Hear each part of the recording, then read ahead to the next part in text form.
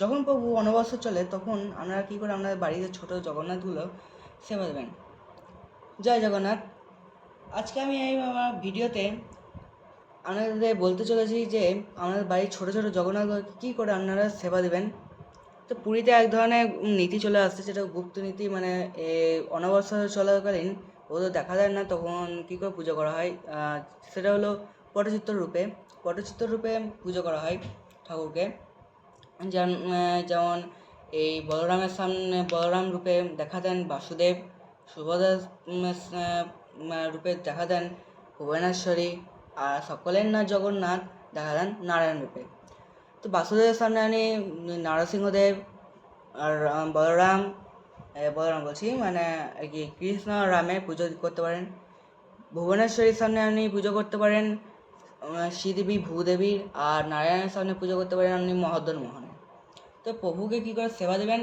হ্যাঁ, প্রভুকে সেবা দেওয়ার জন্য আপনি খানিক দুধ, ছানা, আর খানিক লবঙ্গ বা দারচিনি, খানিক জল আর ফলমূলে দিতেই পারেন।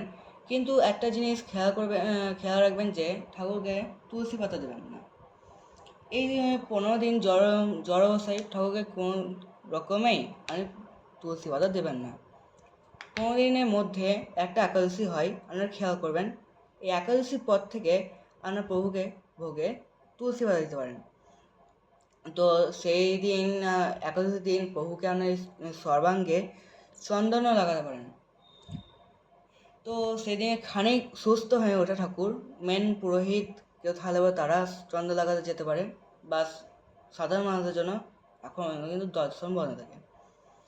এটা হলো মেন কথা। হলো যে আর হলো যে ঠাকুর আপনি কোনোদিন যদি স্নানযাত্রার পর ঠাকুরকে দর্শন করতে যান পুরীতে, তো আপনারা ঠাকুরকে তো দর্শন করতে পারবেন না।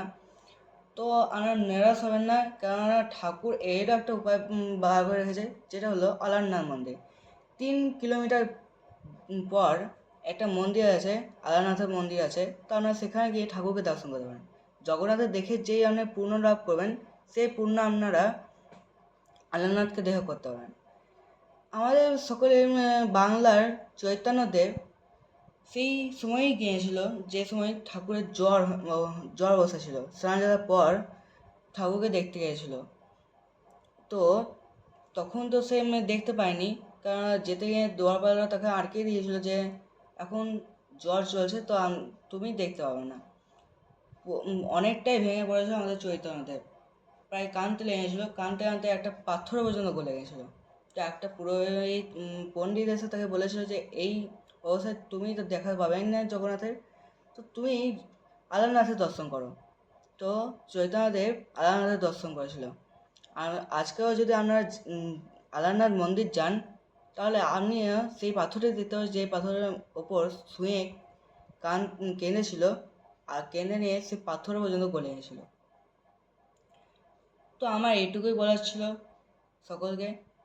আমি চাই আপনি সাবস্ক্রাইব করুন চাই না করুন, এটা আপনার উপর ডিপেন্ড করে, কিন্তু এটা ভিডিওটা প্রচুর পরিমাণে আপনি শেয়ার করবেন, এটাই আমার কাছে অনুরোধ।